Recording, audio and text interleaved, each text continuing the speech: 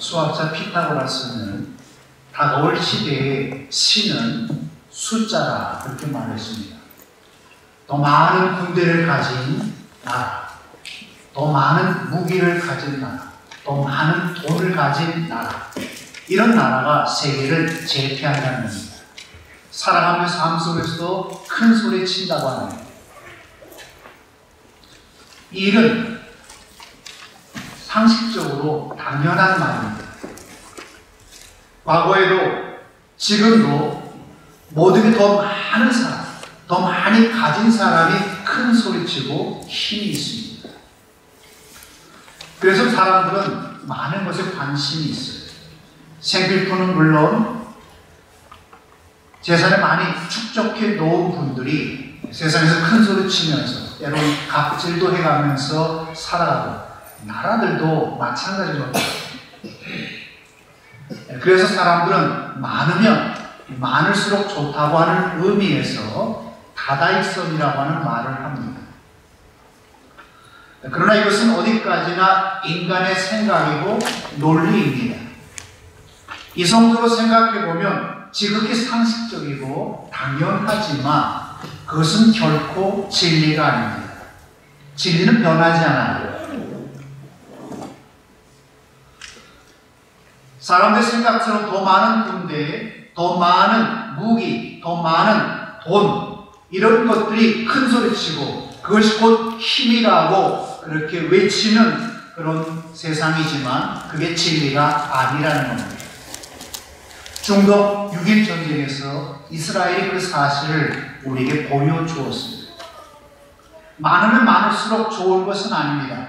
오히려 많기에 많은 분들이 그 많은 것 때문에 고통당하고 괴로움을 당하며 삽니다. 모든 일을 이루시는 분은 하나님이십니다. 전쟁은 하나님께 속해 있습니다. 역사도 하나님의 손에 달려 있습니다. 세상을 살아가는 우리의 인생, 그 모든 것도 다 하나님의 주권에 달려 있습니다. 하나님이 개입하시면 모든 상황, 모든 조건이 다 변하고 바뀝니다. 결과도 달라집니다. 세상의 논리나 또는 이성으로 볼 때에 불가능하다 하는 것도 가능하게 만들어줍니다. 패할 수밖에 없는 전쟁에서도 승리하게 해줍니다. 우리 전능하신 하나님은 군대의 숫자나 무기 또는 다른 어떤 것들에 의해서 좌우되지 않습니다. 하나님이 개입하시면 모든 것을 바꾸십니다. 하나님의 뜻대로. 애굽에서 나온 이스라엘 백성들이 가나안 땅에 들어가려고 할 때에 여리고성을 함락시킨 그 일이 있습니다. 우리 다 기억하고 있죠? 이스라엘 군대 숫자나 무력의 힘으로는 여리고성을 정복할 수가 없었어요. 사람의 논리나 이성적으로 받아들일 수 있는 명령을 하나님께서 이스라엘에게 해주지 않았습니다. 듣도 보도 못한 역사상 없던 그런 전쟁 전략을 이스라엘 백성들에게 말씀해 주셨어요. 여리고성을 매일 한 번씩 돌아라. 7째 날은 7번씩 돌고 외치라 그럴 때는 큰 소리로 외치라 했습니다. 그랬더니 여리고성이 무너졌습니다. 난공불락의 요새요. 요새 중에 요새라고 말하는 여리고성이 성 한 바퀴씩 돌다가 마지막 7째 날 7번 돌았는데 무너져 내렸다고 하는 거예요. 우리가 상상도 못했던 그런 일들이 일어난 것입니다. 더 나아가 어린 아이로부터 노년에 이르기까지 모든 사람이 나와서 여리고성을 한 바퀴씩 돌았던 겁니다. 만일 이때 여리고성 안에서 문을 열고 군대가 나오면 이스라엘 백성들은 몰살당할 수밖에 없는 그런 위기에 놓여 있었어요. 하지만 그럼에도 불구하고 이스라엘 백성들은 하나님 말씀에 순종했습니다.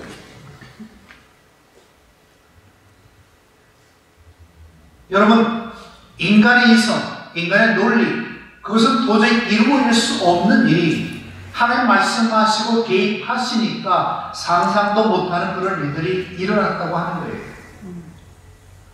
저는 이 말씀을 묵상하면서 모든 성도가 하나 되는 것이 참 중요하다고 하는 사실을 먼저 깨달았습니다.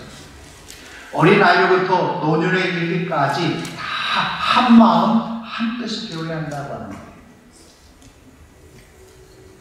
하나가 되면 그곳에 하나님이 개입하시고 놀라운 하나님의 역사가 일어납니다.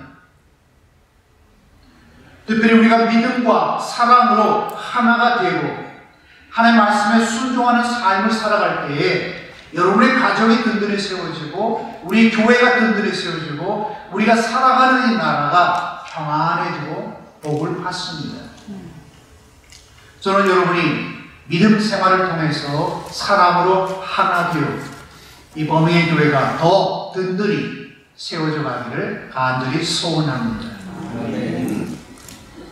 이스라엘 백성들은 메뚜기처럼 많은 미디안으로 인해서 많은 고통을 당했어요.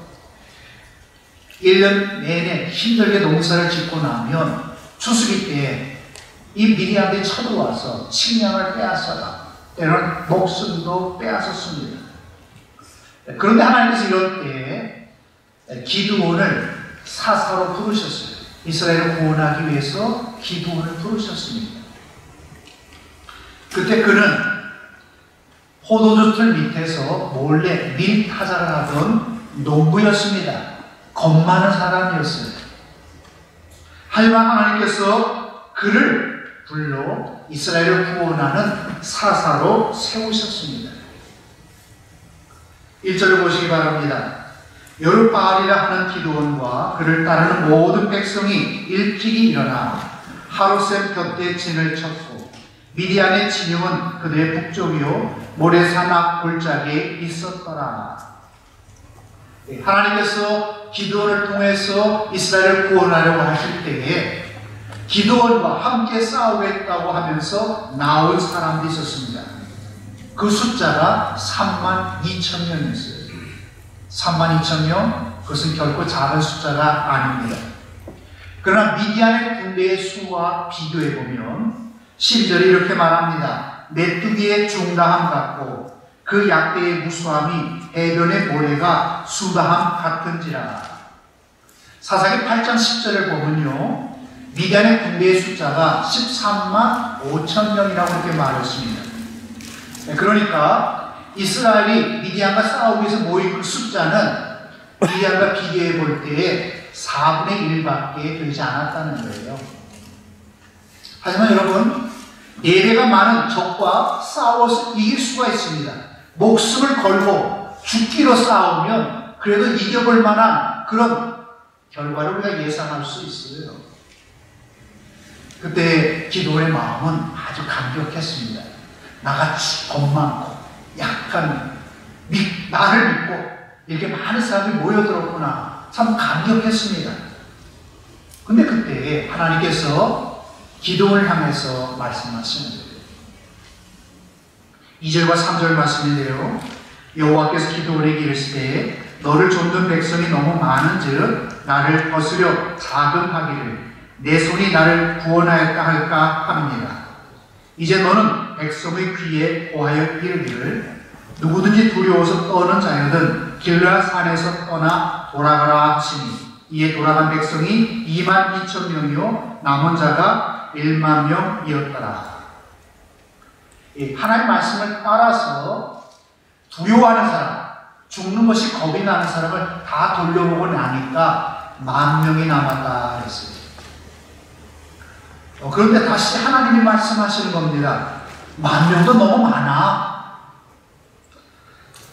물가로 데려가서 물을 마시게 하고 그 물 마시는 사람들 가운데에 내가 말하는 사람은 이렇게 세우고 또 다른 사람은 이렇게 세우라. 둘로 이렇게 나누었어요.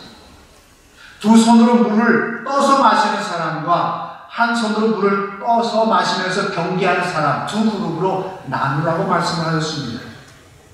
그리고 하나님께서 두 손으로 물 떠 마시는 사람은 다 돌려보내라고 했어요. 다 돌려보냈더니 남은 사람이 300명 뿐이었다는 거예요. 300명. 3만 5천 명에서 3만 5천 명에서 3만 2천 명에서 다 돌려보내고 300명 남았다는 것은 몇 프로입니까? 1%밖에 되지 않아요. 성경을 보아도 그렇고 역사를 보아도 그렇고 하나님은 많은 사람을 가지고 일하지 않습니다. 하나님 항상 일하실 때 소수의 사람을 갖고 일하세요. 몇 명 안 되는 사람인데 그 사람을 통해서 상상도 못하는 놀라운 역사를 일으키시는 분이 바로 우리가 믿는 전능하신 하나님이세요. 특별히 어떤 사람을 통해서요? 믿음으로 헌신하는 말씀 따라 사는 사람들을 통해서 하나님께서는 이런 역사를 일으키신다는 겁니다. 그 이유가 무엇입니까?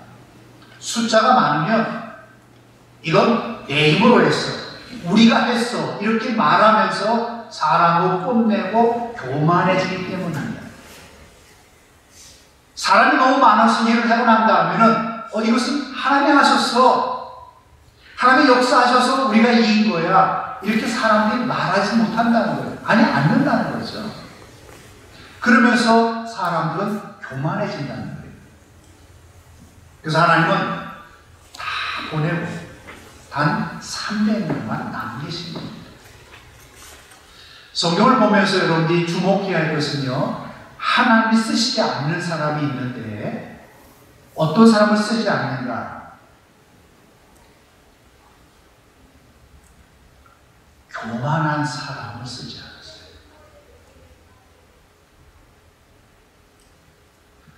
쓰지도 아니할 뿐만 아니라 써서는 안 될 사람이 있는데 그런 사람은 다 교만한 사람. 그래서 하나님은 교만한 사람은 다 물리치신다는 거거든요. 자기의 힘으로 뭔가를 해보겠다고 하는 사람, 자기의 경험이나 지혜로 무엇인가를 해보겠다고 하는 사람, 다시 말해서 인간의 힘을 가지고 뭔가를 해보겠다고 하는 그런 모든 사람들은 교만해지기 때문에 그런 사람들은 사용하지 않으신다는 거예요. 자, 교회가 돈이 없어서 해야 할 일을 하지 못하는 경우는 없습니다. 교회가 돈이 없어서 문을 닫지도 않아요. 사람이 너무 없어서 일하지 못하는 교회도 없습니다. 하나님이 쓰시는 사람, 하나님 말씀에 순종하는 사람, 정말 믿음을 가지고 헌신하는 소수의 사람을 통해서 하나님은 교회에서 역사하실 뿐만 아니라 세상에서도 역사하십니다. 하나님 놀라운 뜻을 그런 사람들을 통해서 행하신다고 하는 거예요. 그러면 그때 사람들이 고백합니다. 이 일은 하나님이 하셨어. 그러면서 하나님을 찬양하게 된다고 하는 거예요. 세상 사람들이 말하는 법칙 중에 파레토라고 하는 법칙이 있습니다. 이 파레토의 법칙은 80대 20이라고 하는 법칙인데요. 교회나 회사나 나라 그 중에 20%만 제대로 움직여주면 교회도 세워지고 회사도 세워지고 나라도 든든해진다고 합니다. 100%가 다 아니어도 좋습니다. 20%만. 바닷물을 우리가 찍어서 입에 대면, 혀에 대면 짠맛을 느끼죠? 이 짠맛을 왜 느낍니까? 바닷물에 녹여있는 소금 때문이잖아요. 바닷물 속에 소금이 얼마나 녹아있는가 이것을 알아보는 것을 가리켜 염도라 그러는데요. 바닷물의 염도가 평균 얼마인지 여러분 아십니까? 3.5%예요. 3.5% 때문에 바닷물을 찍어 맛볼 때 짜다 하고 하는 물이고, 더 나아가 이 3.5% 때문에 바닷물이 썩지 않는 거예요. 3.5%가 바닷물이 썩는 것을 방지해 준다고 하는 거죠. 파레토의 법칙이나 또 바닷물의 이런 모습을 통해서 우리가 깨닫는 것이 무엇입니까? 많은 사람을 갖고 많은 것들을 갖고 세상 일들도 이루어지지 않는다는 거예요. 소수를 통해서는 모든 일이 이루어진다는 겁니다.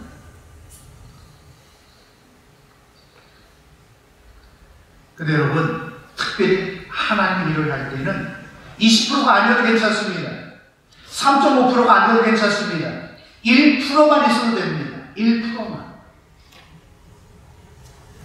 그러면 썩어져가는 세상을, 부패해가지고 세상을 막을 수 있고, 교회에 썩어진 그런 부분들을 달라내고, 교회를 정화시키고, 하나님 기뻐하시는 교회로 세워갈 수 있어요. 이게 바로 하나님의 법칙입니다.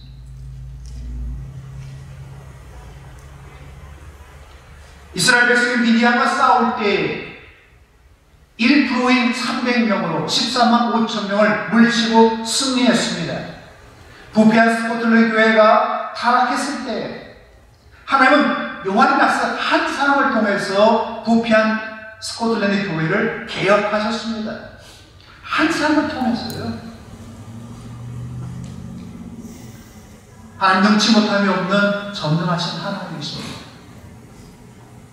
하나님 말씀에 순종하며 믿음으로 권세를 한 사람을 통해서, 그 1%를 통해서 하나님은 교회를 통하여 우리 가운데에서 역사하신다는 거예요. 저는 여러분이 정말 하나님이 원하시는 1%가 되길 원합니다. 한 사람이 되기를 원합니다. 그러면 분명 우리의 교회는 달라집니다. 우리 교회 안에 놀라운 하나님의 역사가 일어날 것을 믿습니다. 자, 9절 말씀 보세요.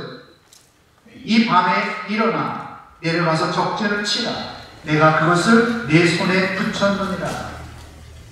한밤중에 300명 가지고 하나님 내려가라고 말씀합니다. 그래서 말씀에 순종에 내려갔더니 미디안이 패하여 도망가고 죽었어요. 이길 수 없었던 전쟁에서 승리했습니다. 그 어떤 힘도 미디안의 군대의 힘을 깨뜨릴 수 없는데 그 힘을 깨뜨리고 승리했습니다. 여러분이 약할까고 그렇게 말할 그때 여러분이 하나님을 의지하면 그때가 가장 강해지는 순간입니다. 말씀에 순종하는 그 순간이 가장 여러분이 강해지는 순간입니다. 세상이 감당하지 못하는 능력을 얻는 순간이고 그 순간이 바로 승리의 순간이 된다는 거예요. 이런 의미에서 그리스도의 삶은 패러독스, 역설이라고 이렇게 말합니다.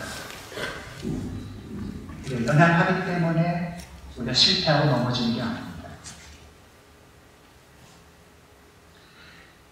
나의 연약함, 우리의 연약함을 모르기 때문에 실패하고 넘어지는 거예요. 자기의 연약함을 아는 사람은 하나님을 의지합니다. 하나님을 붙듭니다. 그리고 하나님 말씀에 순종합니다. 그러면 그 순간 하나님께서 그 사람을 눈에서 붙잡아 주시고 강하게 해주시고 세상이 감당하지 못하는 그런 능력을 주신다는 거예요.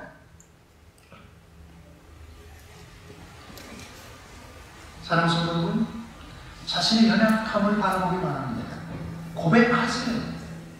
그리고 능력이 하나님을 붙잡으시기 바랍니다. 하나님 말씀하시면 그 말씀 붙들고 말씀에 순종하시기 바랍니다. 그러면 기도를 통해서 역사를 일으킨 하나님께서 오늘 이 교회 위에 놀라운 역사를 일으켜 주실 것입니다. 아멘. 사도 바울은 이런 체험을 하고 이런 고백을 하죠. 내가 약할 그때가 가장 강하다. 나는 약하지만 하나님은 강하세요. 여러분이 하나님을 의지할 때, 말씀에 순종할 때 그때 하나님께서 여러분의 힘이 되어주시고 세상 감당하지 못하는 능력으로 세상을 이기게 해주실 것입니다.